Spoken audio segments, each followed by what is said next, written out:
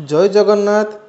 जहाँकि आपको मुझे भिडियो माध्यम जनवाई जाऊँगी कि आपड़ जदि सुभद्रा योजन योग्य हिताधिकारी भाव आपणकर बयसटी हो जाए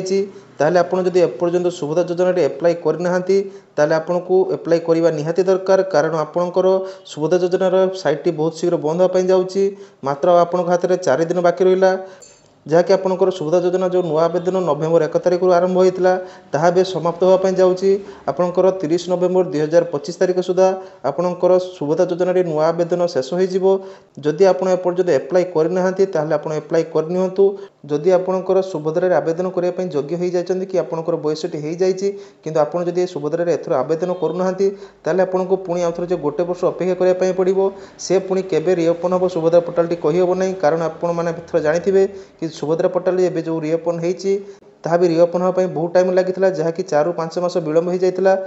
तेणु सुभद्रा पोर्टाल एथर क्लोज होला पुणी केबे रिओपन हम कहीहब ना तेणु आप सुभद्रा जब योग्य हो जाती ताहले एथर आवेदन करनियंतु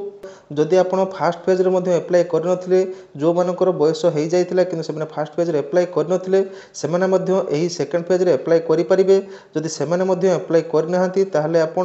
30 नवेम्बर 2025 पूर्व एप्लाय करनियंतु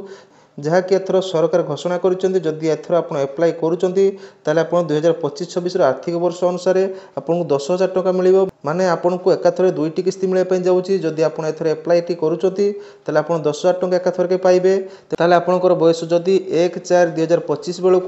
21 वर्ष हो जाइए किंबा 60 ରୁ कम अच्छी ताहले आपण सुभद्रा योजना जब एप्लाय एपर्यंत करना ताहले एप्लाय करनियंतु जदि आपणकर बयस 31/3/2004 पूर्व होइथिबो ताहले आपण सुभद्रा योजना एप्लाय करने योग्य अटंती केवल सुभद्रा योजना एप्लाय करने आगु आपको गोटे कथा मन रखा दरकार जदि आपणकर आधार कार्ड सहित बैंक अकाउंट लिंक नहीं ताहले आपण प्रथमे डीबीटी चेक करनियंतु जदि आपणकर डीबीटी प्रॉब्लम किछि अछि ताहले से प्रॉब्लम टी आगे सॉर्ट आउट करनियंतु तापर आपण सुभद्रा योजना एप्लाय करनियंतु मात्र आपण हाथ में 4 दिन टाइम रहिला जदि आपण एपर्यंत आपण सुभद्रा योजना एप्लाय करना किंतु आपण योग्य हो जाइछंती आपणकर बयसटी हो जाइए 21 वर्ष किंबा 60 ରୁ कम अच्छी ताहले आपणकर डीबीटी चेक करी आपण जेकोसी जनसेवा केन्द्र में जाई सुभद्रा फॉर्म टी फिलअप करनियंतु 30 नवेम्बर 2025 पूर्व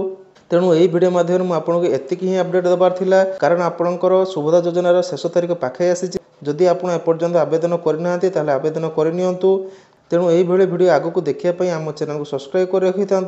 जिते चैनल को सब्सक्राइब कर नोटिफिकेशन बेल आइकन को ऑल पे सेट कर दिंतु जदि एपर्यंत वीडियो देखी वीडियो को लाइक करने सहित वीडियो को आपको रिलेटिव सर्कल शेयर कर दिंतु देले सेमाने भी यही इनफर्मेशन पाइपर आउ से सुभद्रा योजना एपर्यंत एप्लाय करना ताहले सेमाने भी एप्लाय करें चलतु देखा आउ गोटे वीडियो सहित रोची जय हिंद।